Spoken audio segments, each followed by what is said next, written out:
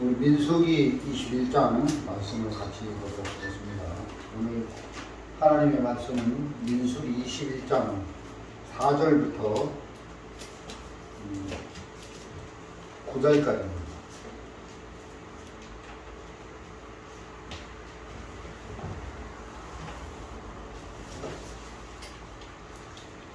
민수기 21장 4절부터 9절까지입니다.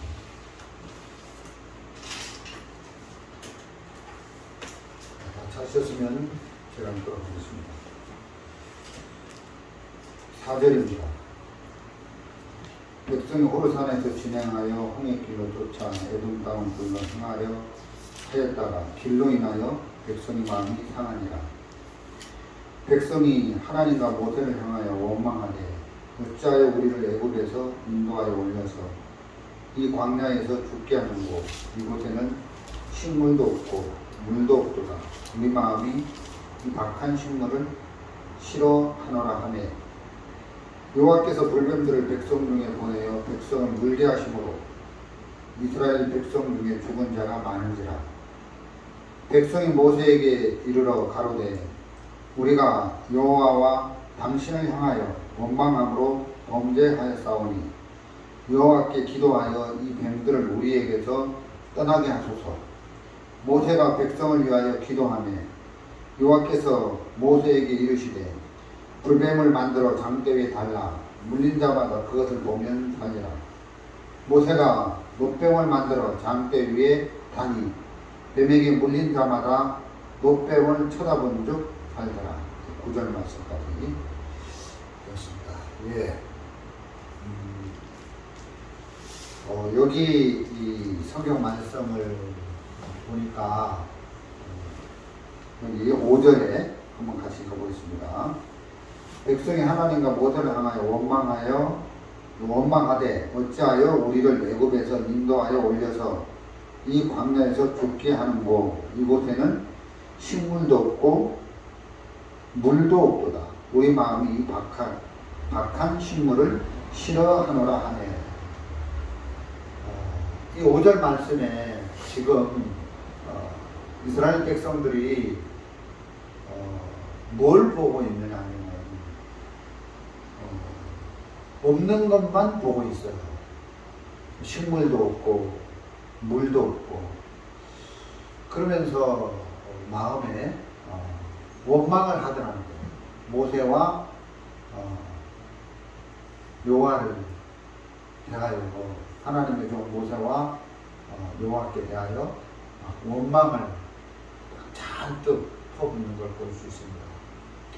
우리 애굽에 있을 때는 뭐 이렇게 맛있는 걸 먹었는데 광야에 와서 출애굽해서 물도 없고 식물도 없고 이 박한 식물을 싫어하노라 하면서 막 그 불평만 잔뜩 이렇게 꺼내는 걸 볼 수 있습니다. 그런데 이렇게 생각을 약간만 돌려서 생각하면 감사할 게 너무너무 많은 거예요. 그 광야에 이제 대낮에 하나님이 구름 기둥으로 역사하시고 여러분 광야에 그 대낮에 뜨거운데 하나님이 구름 기둥으로 이스라엘 백성들이 거한 장소를 이렇게 가려주셨다는 것은 이건 뭐 그보다 더 좋은 형편은 찾아볼 수가 없거든요. 그 뜨거운 광야에서 하나님이 그렇게 역사를 하셨고 또 밤에는 어떻게 역사하셨습니까?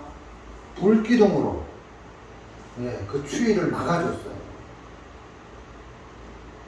여러분 진짜 낮에는 구름기둥으로 밤에는 불기둥으로 그보다 더 좋은 형편이 어디 있겠습니까?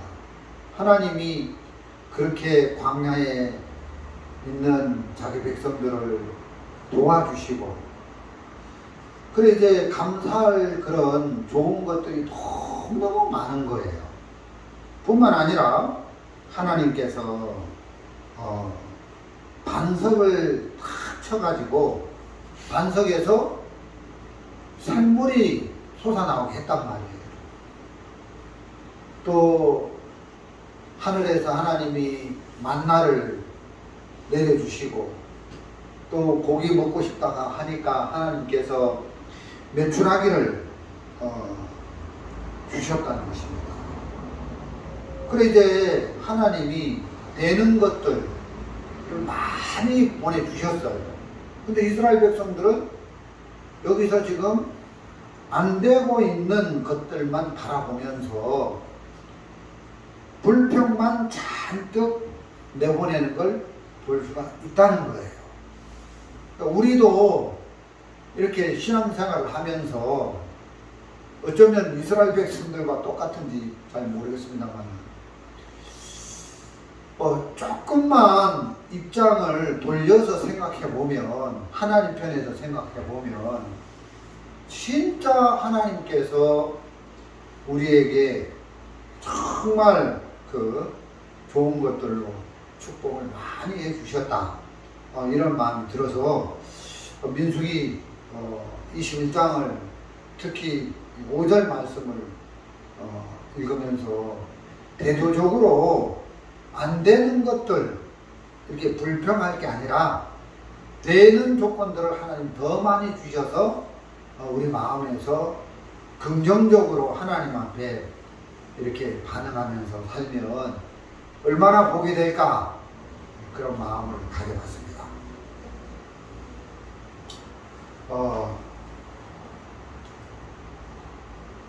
우리가 이제 신앙생활 하면서 복음을 듣고 구원을 받은 사람에게는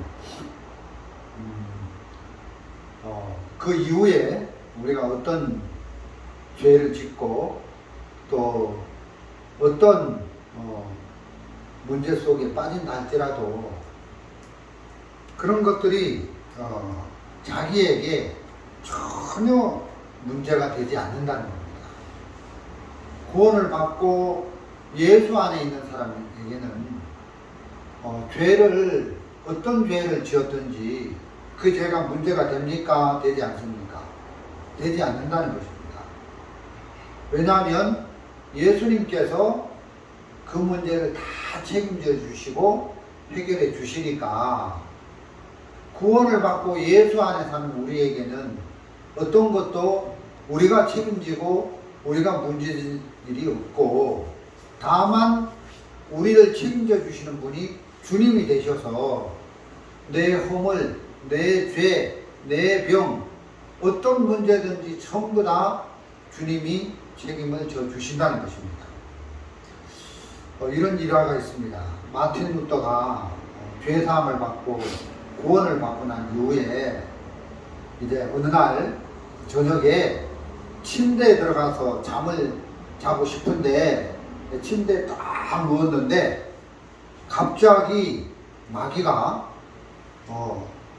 마틴 루터 침상 발끝에 딱 찾아와가지고 위에서 마틴 루터를 이렇게 탁 이렇게 쳐다보면서 이제 송사를 하는 겁니다. 너 마틴 루터, 너 구원받았다며? 근데 네가 이런 죄를 짓고도 구원받았다고? 너 그러면서 모르겠습니다. 마틴 루터가 구원받고 무슨 죄를 지었는지 그렇게 막 마귀가 송사를 하고 고발을 하는 거예요. 근데 마틴 루터는 그 마귀의 고발을 하는 그 송사하는 그 소리를 듣고 이렇게 잠을 청하려고 하다가 그 얘기를 듣고 이렇게 막 반응하고 막 이럴 것 같은데, 마귀야,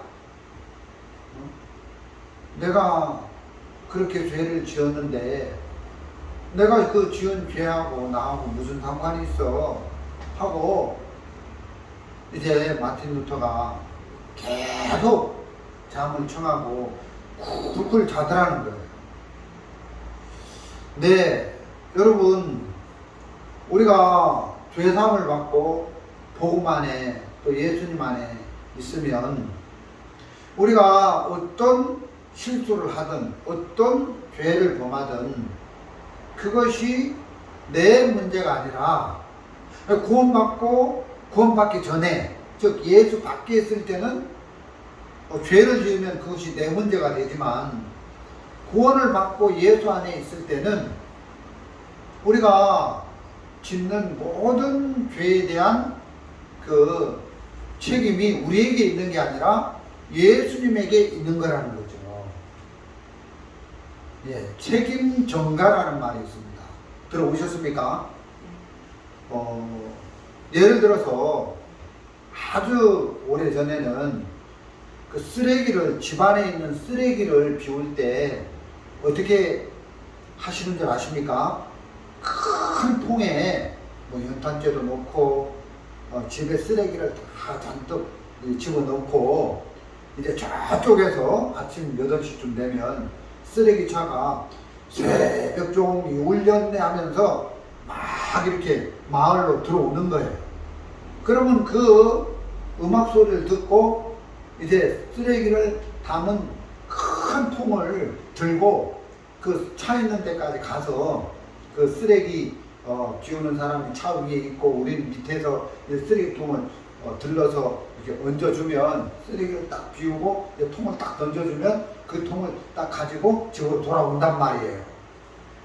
그러니까 이 쓰레기를 비우는 것이 그 사람이 책임을 졌단 말이죠. 근데 요즘은 어떻게 합니까? 예, 동사무소나 시청 직원이 집까지 와서 쓰레기 봉투를 갖다 줘요.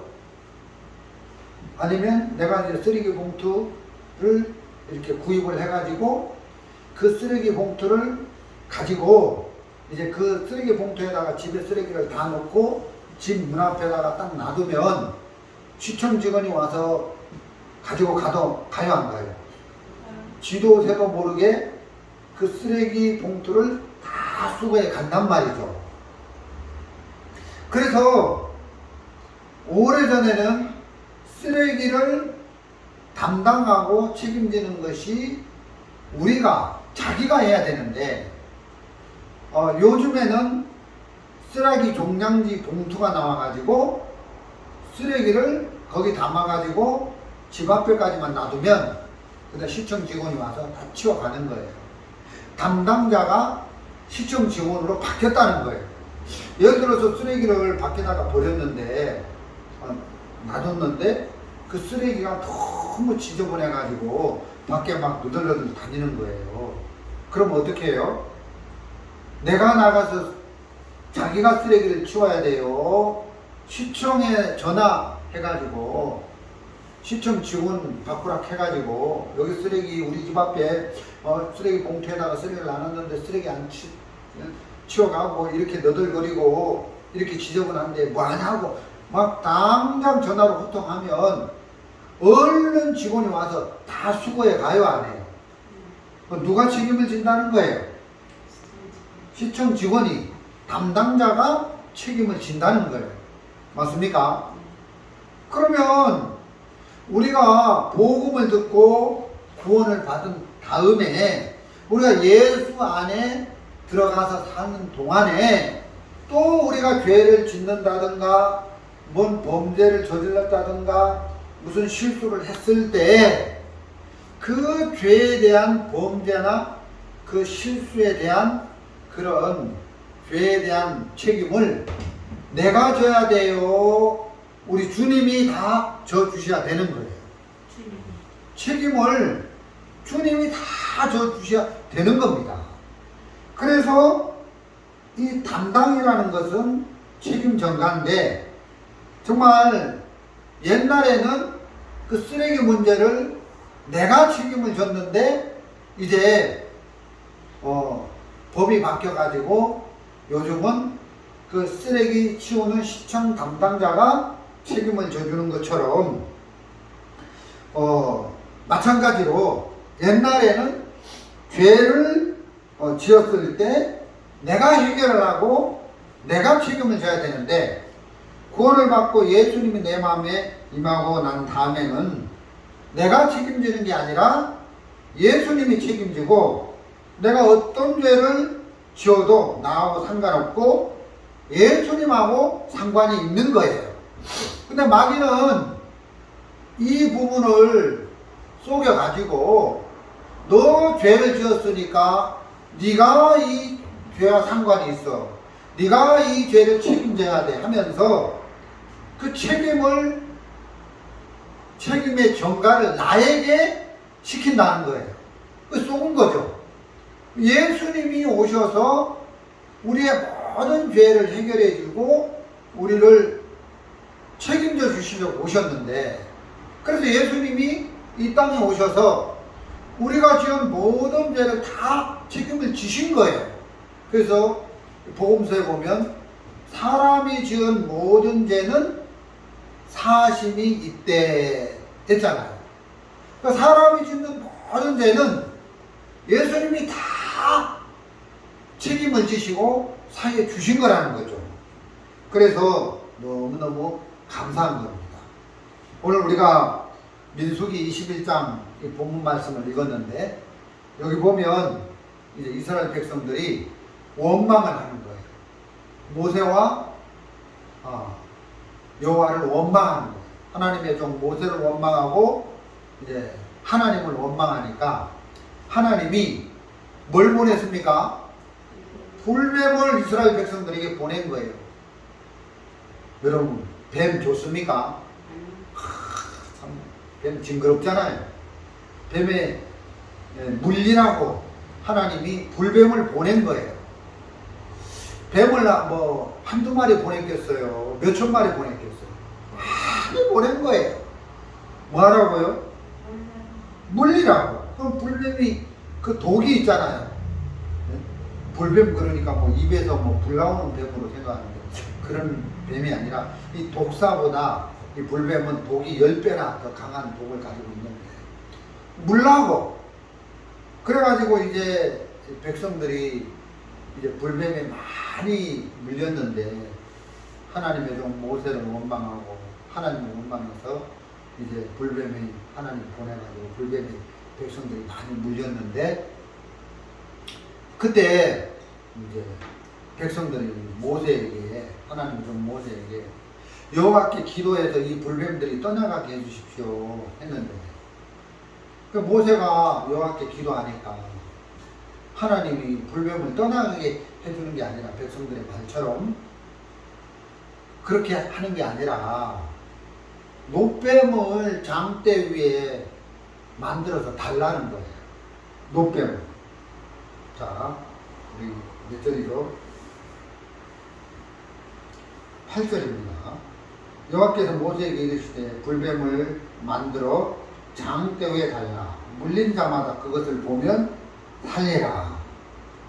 9절에 모세가 놋뱀을 만들어 장대 위에 다니 불뱀에 물린 자마다 놋뱀을 쳐다본 즉 살더라.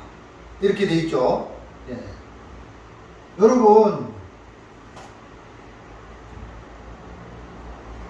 불뱀이 내려와서 이스라엘 백성들을 무는데 어떤 사람은 한 번 물리고 어떤 사람은 2번 물리고 어떤 사람은 10번 물렸어요.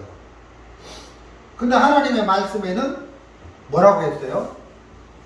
한 번 물린 사람도 놋뱀을 쳐다보면 죽어요, 살아요? 살아요. 그러면 2번 물린 사람은? 10번 물린 사람은? 근데 우리는 어떻게 생각합니까? 야, 한 번 물린 사람은 덜 물렸으니까 그 물린 부위가 막 퉁퉁 부을 거 아니에요. 근데 10번 물린 사람은 막 엉덩이도 물리고 막 뱃다지도 물리고 허벅지도 물리고 팔도 물리고, 그러니까 10번 물린 사람은 온몸이 퉁퉁 부어오를 거 아니에요. 시커멓게 피가 우고내면서. 그럼 한 번 물린 사람은 놋뱀을 쳐다보면 덜 물렸으니까 살 것 같은 가능성이 있어 보이고, 10번 물린 사람은 10번 물려서 온몸이 퉁퉁 부어 올랐으니까 놋뱀을 쳐다봐도 살 가능성이 없을 것처럼 보이는 거예요. 그런데 하나님의 말씀은 한 번 물린 사람도 쳐다보면, 노뱀을 쳐다보면 살고, 10번 물린 사람도 노뱀을 쳐다보면 산다는 거예요. 맞습니까? 예. 근데 우리는 형편을 쳐다보는 눈이 밝아가지고, 아, 이 사람은 적게 물렸으니까 노뱀을 쳐다보면 살 것 같다. 그 가능성, 이런 걸 보는 눈이 아주 뛰어나고 발달되어 있다는 거죠. 10번 물린 사람은, 아, 저 사람은 노뱀을 쳐다봐도 살 수 없어.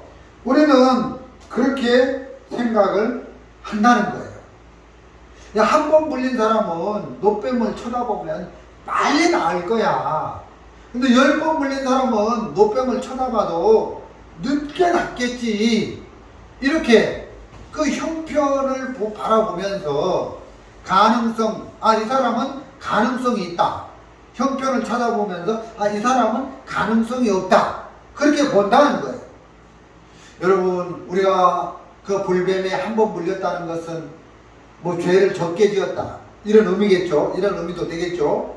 불뱀에 10번 물렸다는 것은, 아, 이 사람은 죄를 심각하게 많이 지었다. 그 죄를 적게 지은 사람은, 아, 노뱀을 쳐다보면 살지.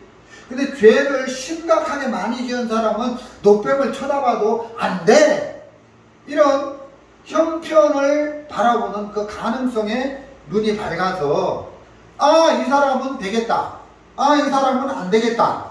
이렇게 생각할 때가 너무너무 많다는 것입니다. 그런데 우리는 가능성, 될 것 같은 가능성, 안 될 것 같은 가능성, 이런 것을 형편이라고 하는데, 형편이 어떠하든지 그 형편을 보는 눈이 의미가 없다는 겁니다. 그래서 형편을 보는 눈이 밝아서 이 사람은 안 되겠다, 아, 저 사람은 되겠다, 이게 아니라는 것입니다. 안 될 것 같은 사람도 노뱀을 쳐다보면 살아요, 죽어요? 살아요. 하나님의 말씀에 물린 자마다 노뱀을 쳐다본 즉 살더라, 그렇게 돼 있죠. 8절에 여호와께서 모세에게 이르시되 불뱀을 만들어 장대에 달라, 물린 자마다 그것을 보면 살리라. 그래서 모세가 노뱀을 만들어 장대에 다니 뱀에게 물린 자마다 노뱀을 쳐다본 즉 살더라. 뱀에게 물린 자마다 노뱀을 쳐다본 즉 살더라, 이렇게 돼 있지. 아, 5번 물린 사람은 쳐다보면 살 수 있지만 50번 물린 사람, 100번 물린 사람, 1000번 물린 사람은 안 될 거야. 그런 말씀이 아니잖아요. 한 번 물린 사람도 살 것 같은데 노뱀을 안 쳐다보면 살아요, 죽어요? 가능성이 있어 보이는데 그 가능성을 믿고 노뱀을 안 쳐다보는 거예요. 그럼 그 사람 살 수 없다.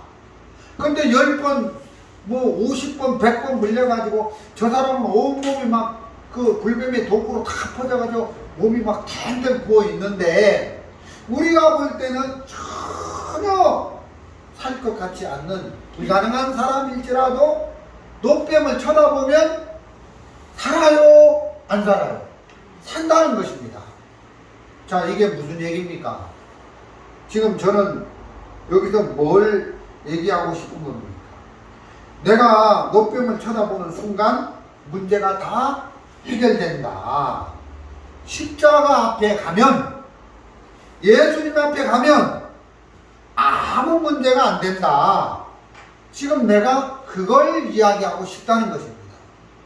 구약 민수기 21장에 나타난 노뱀은 신약에 와서는 십자가에 우리 죄를 위해서 못 박혀 피 흘려 돌아가신 예수 그리스도의 그림자인데, 바로 노뱀은 십자가를 말하고, 장대 위에 달린 노뱀은 바로 십자가에 달린 예수 그리스도를 말씀하고 있다는 것입니다. 그럼 우리가 어떤 문제가 있고 어떤 죄를 지었다 할지라도 십자가에서 달리신 예수님을 바라보면 어떤 문제도 다 깨끗하게 해결이 된다는 겁니다. 아멘. 그것을 우리에게 말씀해 주고 있다는 것입니다. 여러분, 이런 얘기를 해봅시다.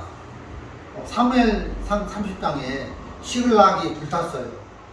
그때 이제 다윗이 울 기력이 없도록 막 슬퍼서 이렇게 울었어요. 그 다윗이 그 시글락에서 다윗의 형편은 죽기 일보 직전이었다는 거죠. 그때 이제 다윗이 마음에 내 인생 끝났다. 정말 내가 골리앗 장수하고 싸울 때도 내가 이겼는데 이 시글락에서는 내가 살아남지 못하겠다. 내가 골리앗 장수하고 싸워도 내가 살아남았는데 이 시글락이라는 이 울기력이 없도록 이 절망이 온 이 형편 속에서는 나는 끝났다. 이렇게 했습니까?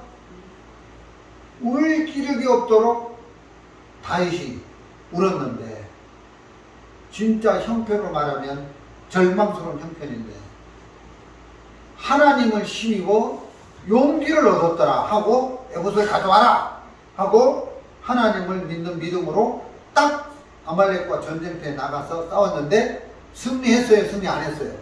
승리했다는 것입니다.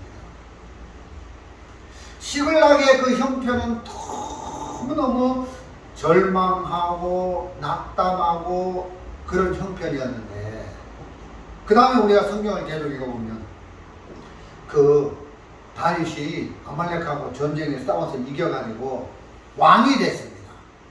그 왕이 될 때 그 다윗의 형편은 충만합니다. 그래서 시글락에서 다윗의 그 위치는 너무 처참한 위치고 그 아말렉과 전쟁에서 승리해서 이제 왕이 될 때 그 다윗의 위치는 너무 충만한 높은 위치고 그럼 다윗이 높은 위에 있을 때나 낮은 위치에 있을 때나 하나님이 볼 때는 일정한 거예요. 하나님은 그 정말 절망스러운 그런 형편에서도 하나님은 동일하게 역사를 하시고 정말 충만한 그런 형편 속에서도 하나님을 쳐다봤을 때 하나님은 충만히 역사를 하신다는 것입니다. 근데 우리 편에서 마치 롤러스케이트 타는 것처럼 막 파도처럼 막 올라갔다가 내려갔다가 하는 것처럼 내가 막 좋았다가 슬펐다가 좋았다가 막 마음이 막 푹 꺼졌다가 막 우리 마음이 막 비실비실하고 막 푹 꺼졌다가 어떤 때는 막 충만했다가 내 마음이 막 충만했다가 내 마음이 막 비실비실하고 꺼졌다가 이렇게 오르락내리락 하는 것이지 하나님은 우리가 어떤 위치에 있든지 간에 우리를 향해서 일정하시고 동일하신다는 것입니다. 어제나 오늘이나 내일이나 하나님은 동일하시다. 일정하시다. 그래서 우리가 어떤 형편에 있든지 간에 그 형편을 바라보지 말고 하나님을 그 형편에서 그 위치에서 하나님을 바라보면 동일하게 역사를 하신다는 것입니다. 우리가 예수 피로 죄사함을 받고 예수님 안에 거할 때 그 예수님께서 나와 여러분을 하나님과 하나 되게 만들었어요? 안 만들었어요? 예, 나와 하나님을 하나로 엮어주신 분이 예수님이에요. 그래서 그 예수님이 나를 하나님 앞에 하나로 엮어주실 뿐만 아니라 하나가 되게 하셨다면 영원히 가까운 사이로 계속 진행하는 거예요. 맞습니까? 근데 우리는 우리 형편을 보는 눈이 밝아가지고 나를 보는 눈이 밝아가지고 내가 막 성경을 막 읽고 기도도 하고 막 충만한 믿음이 있을 때는 막 영혼들에게 막 사람들에게 찾아가서 복음을 전하면 구원을 받을 것 같고 반대로 내가 요즘 뭐 성경도 안 읽고 늦잠도 자고 비실비실하고 마음이 푹 꺼져가지고 마음이 진짜 충만하지 않은 상태에서는 내가 사람들에게 찾아가서 복음을 전해도 사람들이 구원받지 않을 것 같은 생각이 드는데, 사실 마음이 비실비실해서 푹 꺼진 상태에서, 충만하지 않은 상태에서 사람들을 만나가지고 복음을 전해도 구원을 받아야 안 받아요? 구원을 받는다는 거죠. 그러니까 내 형편, 내 위치, 내 모습과 전혀 상관이 없이 어떤 위치에, 우리가 낮은 위치에 있든 높은 위치에 있든, 다윗이 시글락이 정말 불탔을 때 그 정말 울기력이 없도록 울어서 그 형편은 낮은 위치, 절망적인 위치에서 하나님을 바라봤을 때 아말렉과 전쟁에서 승리하는 것처럼, 그리고 왕이 돼서 정말 그 아말렉과 전쟁에서 왕이 돼서 그 충만한 위치에서 하나님을 바라봤을 때도 하나님이 역사하는 것처럼, 우리가 어떤 위치에 있든지 우리의 위치와 상관없이, 우리가 처한 형편과 상관없이 하나님을 바라보면 하나님은 여전히 동일하게 우리 안에 역사를 하셔서 우리의 모든 크고 작은 문제를 해결해 주셔서 우리를 승리 가운데로 이끌어 주신다는 것입니다. 아멘. 제가 살론에서 정부에서 땅을 받아가지고 예배당과 학교를 지었습니다. 근데 제 마음에 너무 힘이 드는 거예요.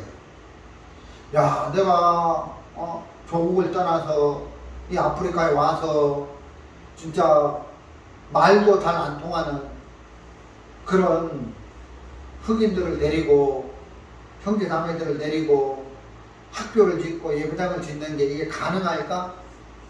불가능할 것만 같은 거예요. 그리고 진짜 이구말리 조국 땅을 떠나서 지구 반대편에 그것도 아프리카 정말 오지의 나라 와가지고 사는데, 여기는 나를 도와줄 대사관도 없고 정말 다 시커먼 흑인들밖에 없는데, 여기서 사역을 하고 여기서 성교를 하고 예배당을 짓고 학교를 짓는 게 너무너무 불가능한 것만 같은 거예요. 내 편에 있는 사람은 하나도 없고 마치 시글락과 같은 형편이었는데, 근데 하나님께서 저에게 뭐라고 하시냐면, 야, 황용석 목사, 너는 이 아프리카 시에라리온에서 예배당을 짓고 학교를 지을 때 잘 될 것 같은 가능성도 믿지 말고, 야, 학교와 예배당을 지을 수 없구나, 내가 여기서 성교를 할 수 없을 것 같은 불가능한 형편도 믿지 마라. 하나님의 약속의 말씀만 바라봐라. 그러는 거예요, 하나님께서 제게. 그 이후로 될 것 같은 형편도 바라보지 말고, 안 될 것 같은 형편도 바라보지 말고, 어떤 형편에 있든지 그 형편을 바라보지 말고 하나님의 말씀을, 약속의 말씀을 바라보자. 그러면 되겠구나, 이 마음이 들어왔어요. 여러분, 불뱀이 내려와서 이스라엘 백성들이 불뱀에 물렸는데 100번 물린 사람이나 1000번 물린 사람이나 노뱀을 쳐다보면 살아요, 죽어요? 살아요.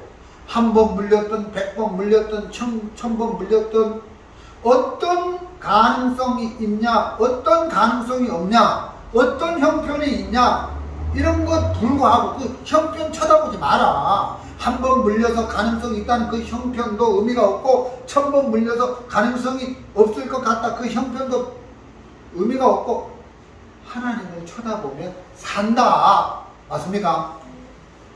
노병을 쳐다보면 산다. 그만 우리 시대로 얘기하면 십자가를 바라보면 산다, 그 말 아니겠습니까? 예수님이 우리의 크고 작은 모든 죄의 문제를 짊어지셨다, 책임지셨다, 그래서 해결해 주셨다. 맞습니까? 그 우리가 책임질 일이 없다. 맞습니까? 그 예수님 십자가에 돌아가시면서 뭐라고 하셨습니까? 다 이루었다. 우리가 책임질 일이 없다는 거죠. 근데 우리가 책임질 일이 남아있다면, 예수님이 십자가에서 다 이루었다고 돌아가셨는데 그건 거짓말이 되는 거죠. 그건 사기꾼이 되는 거죠.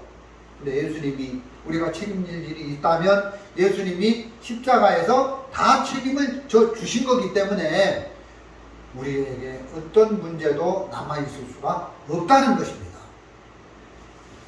사무엘상 17장에 다윗이 골리앗 장수 앞에 나갈 때는 충만한 상태였어요.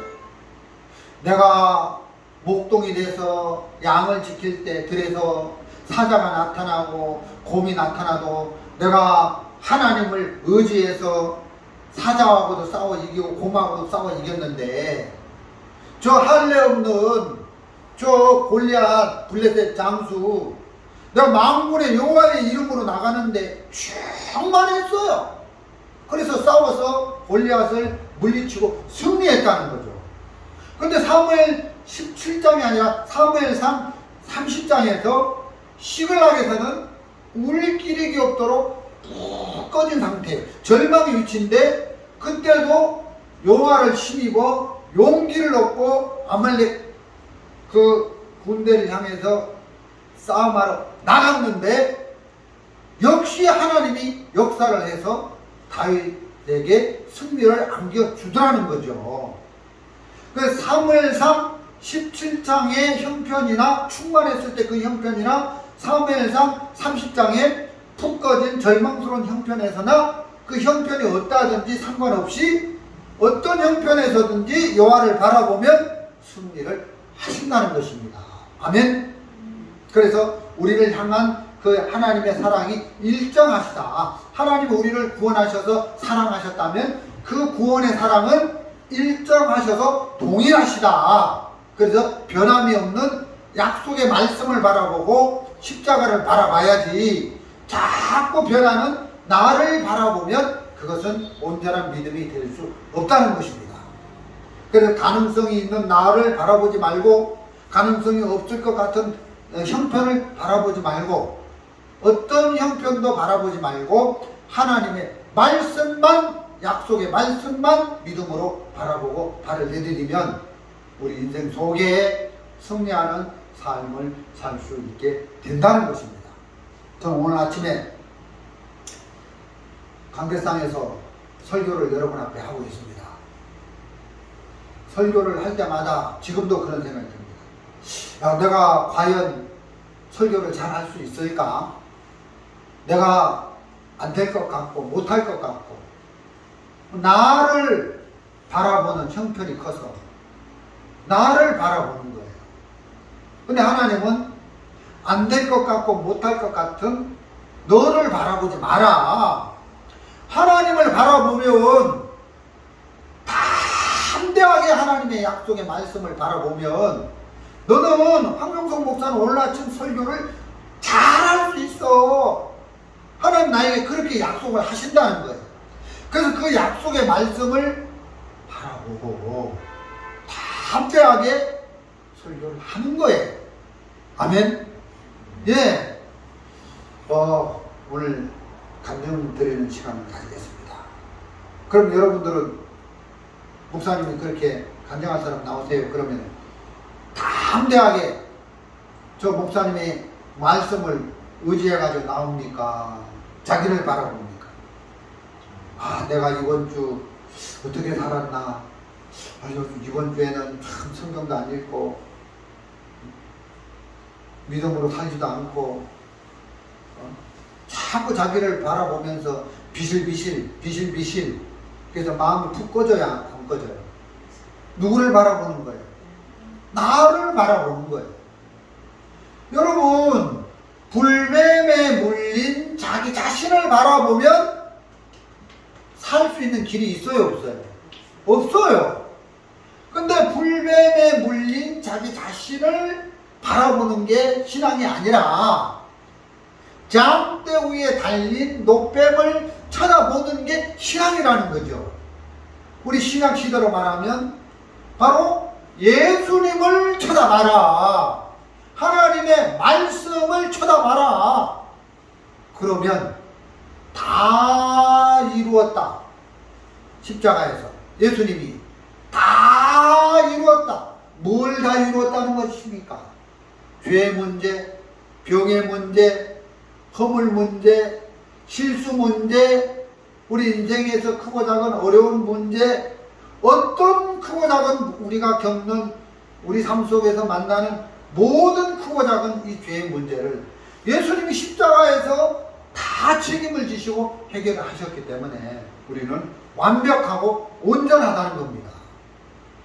아멘. 제가 이런 생각을 해봤습니다.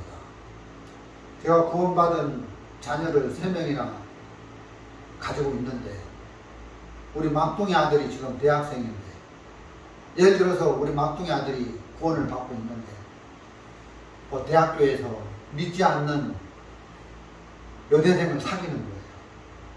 오늘 주일 예배 드리는데 예배를 안 나온 거예요. 그래가지고 야, 내 아들 구원이가 왜 예배를 안 나왔냐 하고 물으니까 뭐라고 하냐면 아이고 학교에 대학교에 구원받지 않는 여대생하고 같이 지낸다고 예배를 안 나왔습니다. 이게 예를 들어서입니다. 그렇게 얘기를 하는 거예요. 그리고 이게 말이 되냐? 그래가지고 차를 한 대 교회 차를 내주고 내 아들을 가서 그 데이트하는 내 아들을 가서 납치하라. 그래가지고 우리 가족들이 가서 내 아들을 데이트하고 있는 아들을 납치해 왔어요. 그래가지고 아버지가 아들한테 본받은 아들한테 얘기하는 거예요.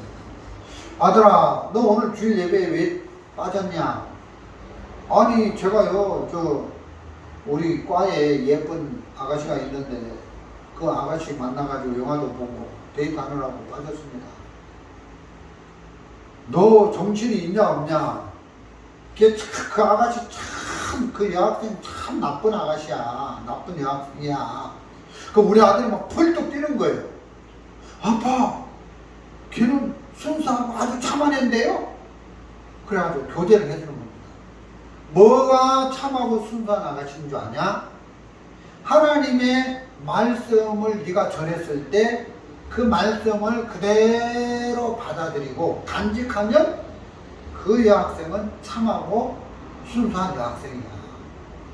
근데 아들아, 네가 그 여학생에게 이 복음의 예수님의 복음의 생명의 말씀을 전했는데 만일 거부하고 이 복음을 하나님 말씀을 거절하고 안 받아들이면 순수하고 참한 아가씨가 아니라 아주 나쁜 여학생이 되는 거야.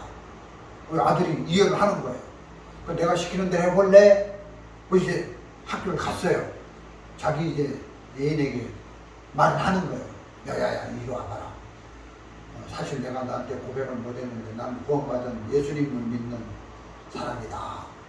그래가지고 복음을 쭉 얘기하는데 갑자기 그 여학생이 황구원씨, 나 이거 하나님 말씀 나 듣기 싫어요.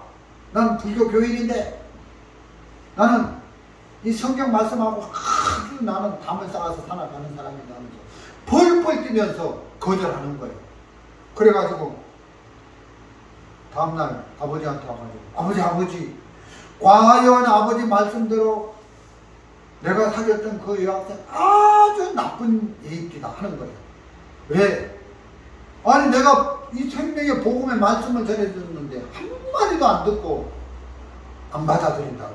그래서 내가 그 여학생 딱 절교하고 예배당에 나오기로 했습니다.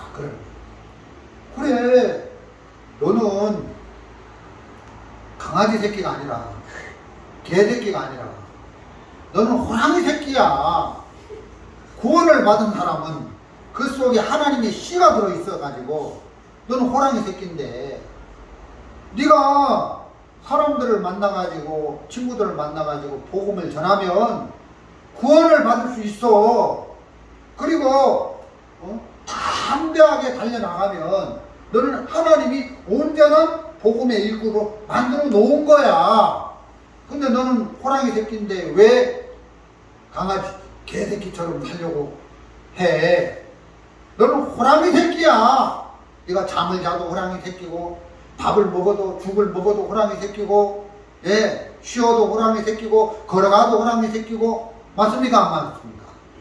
우리는 담대한 능력을 가진 하나님의 일꾼이야. 근데 왜 강아지 새끼처럼 개 새끼처럼 나약하게 살려고 해? 그래서 우리 아들이 힘을 딱 얻고 이제 하나님의 약속을 믿는 믿음으로 발을 내딛고 그렇게 힘차게 살아가는 모습을 보게 된다는 것이죠. 그러면 우리 아들만 호랑이 새끼입니까? 저와 여러분도 호랑이입니까? 개 새끼입니까? 우리는 개입니까? 호랑이입니까? 호랑이가 개에게 물려도 호랑이에요, 개? 뭐 호랑이가 개한테 물릴 일이 있겠습니까만은 물리지 않죠, 호랑이가 뭐 개한테. 근데 물렸다 할지라도 우리는 개새끼가 아니라 호랑이 새끼다. 예, 어떤 죄를 지었어도 십자가를 바라보면 그 십자가에서 모든 것이 다 해결되어서 우리가 문제에 빠져서 살아갈 필요가 없다는 것입니다. 아멘. 우리가 다른 말로 좀 말씀을 전해보겠습니다. 창세기에 보면 아담과 하와가 벌거벗었으나 부끄러워하셨어요? 부끄러워 안 했어요? 부끄러워 안 했다는 것이죠. 우리 한번 보겠습니다. 창세기 2장 25절입니다. 창세기 2장 25절 제가 한번 읽어보겠습니다. 아담과 그 아내 두 사람이 벌거벗었으나 부끄러워 아니하니라. 자, 아담과 하와가 창세기 2장 25절에서 벌거벗었습니까? 벌거벗지 않았습니까? 벌거벗었는데 부끄러워했다고 했습니까? 부끄러워 안 했다고 했습니까? 그 벌거벗은 게 문제가 돼요, 안 돼요? 여기서 문제가 안 되죠. 근데 창세기 3장 10절에 또 읽어보겠습니다. 가로는 내가 동산에서 하나님의 소리를 듣고 내가 벗었으므로 두려워하여 숨었나이다. 근데 여기서도 창세기 3장에서도 벌거벗었는데 여기서는 벌거벗은 것을 보고 두려워하고 막 문제시하고 이렇게 벌벌 떨고 있는 모습을 볼 수 있죠. 그럼 왜 2장에서는 문제가 안 됐는데 3장에서는 벌거벗은 게 문제가 됐죠? 왜요? 왜 그렇죠? 문제로 여기니까 문제가 되는 거예요. 창세기 2장에서는 벌거벗은 것을 문제로 안 여기니까 문제가 안 됐지만 3장에서는 문제로 여기니까 문제가 된 거예요. 맞습니까? 그러면 창세기 3장에서도 문제로 안 여기면 문제가 안 되는 거예요. 문제로 여기는 동안은 문제가 되는 거예요. 물론 뭐 중간에 마귀가 개입해가지고 뭐 어쩌고 저쩌고 하는 부분이 좀 나오긴 하지만 어쨌든 문제로 여기면 문제가 되는 거고 문제로 안 여기면 문제가 안 되는 거예요. 그래서 창세기 3장에서 벌거벗은 것을 두려워하고 문제로 여기니까 하나님이 아담과 하와를 위해서 가죽옷을 입혀줬습니까? 입혀주지 않았습니까? 입혀주셨죠. 우리 그 부분이 어디 나오죠? 창세기 3장 21절 여호와 하나님이 아담과 그 아내를 위하여 가죽옷을 지어 입히시니라 이렇게 돼 있죠. 자, 문제가 돼서 두려워하니까 그 문제를 해결해 주기 위해서 여호와 하나님이 아담 하와를 위해서 가죽옷을 입혀 주셨단 말입니다. 그럼 이제 벌거벗은 게 문제가 돼요, 안 돼요? 안 된다는 거죠. 가죽옷을 지어 입혔다는 것은 십자가에서 우리의 모든 문제를 해결했다는 거예요. 맞죠? 구원받은 사람은 가죽옷을 입은 거예요, 안 입은 거예요? 가죽옷을 입은 거죠. 십자가에서 모든 것을 다 해결을 하셨다는 것입니다. 그래서 하나님은 우리에게 가죽옷을 입혀 주신 거예요. 이 부분이 너무너무 감사하다는 거죠. 그 십자가를 받아들임으로 구원을 받은 것을 얘기하는 것이 가죽옷을 입은 거예요. 자, 우리는 가죽옷을 입었어요. 십자가를 받아들임으로 구원을 받은 것을 가죽옷을 입은 것으로 얘기하고 있다는 것이죠. 그래서 정말 너무너무 감사한 거죠. 자, 우리가 벌거벗었다는 것은 예를 들어서 벌거벗었다는 건 무엇을 의미합니까? 내가 뭐 부끄러운 일을 행했다, 뭐 허물이 있다, 뭐 죄를 범했다. 뭐 이런 것들 이제 예? 뭐 실수를 했다.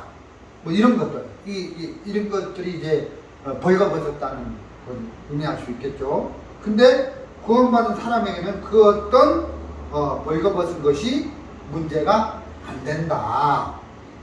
이런 말씀을 드리는 겁니다. 십자가에서 모든 허물을, 모든 죄를 깨끗이 해결하셨다. 맞습니까? 그래서 우리에게 가죽옷을 입혀주셨다는 것입니다. 근데 일반 교회 사람들이 그 지은 죄를 예수의 공로로 씻지를 못해가지고 새벽마다 막 울고 짜고 하는 걸 봅니까? 안 봅니까?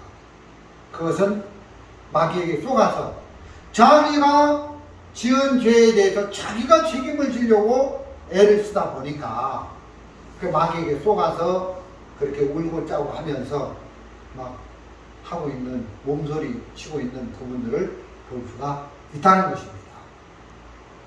그래서 하나님께서 창세기 2장에서 벌거벗었지만 아담 하와가 부끄러워 아니했는데 창세기 3장에서는 벌거벗은 걸 보고 부끄러워했는데 문제로 여기니까 문제가 됐다. 문제로 여기지 않으면 문제가 안 된다는 것입니다.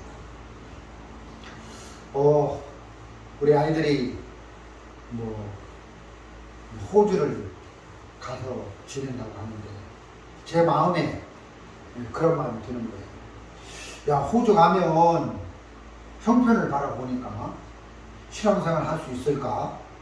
호주 가서 아이들이 나빠지지는 않을까? 막 이렇게 아이들이 이렇게 그 부분에 문제가 되는 거예요. 그래서 하나님 앞에 야, 우리 아이들 호주 가는데 하나님 문제가 됩니다. 그러면 하나님 뭐라고 하겠어요? 아, 나도 문제로 여겨진다. 그래서 호주 가는 것을 막아라. 못 가게 하고 막 이러겠죠. 그런데 호주를 간다는데 아버지 마음에 문제로 여기지 않는 거예요. 어이, 젊은 나이에 호주도 가보고 뭐 외국도 가보고 그래서 그 사람들하고 좀 이렇게 부딪히면서 많은 걸 경험하고 또 이렇게 하고 그래서 하나님을 바라보고 약속을 바라보고 계속 진행해 나가면서 이렇게 살아야 되는 거지. 아, 문제 안 돼 하고 그냥 발을 내딛고 진행하면 되는 거예요. 맞죠? 근데 성경에도 그래서 땅에서 매면 하늘에서도 매이고 땅에서 풀면 하늘에서도 풀어진다. 이런 말씀이 있죠. 그게 그런 의미예요. 그러니까 네가 자녀들이 호주 가는 부분을 문제로 삼느냐? 그러면 나도 하늘에서 문제로 여기서 그걸 막겠다. 근데 네가 그걸 문제로 안 삼느냐?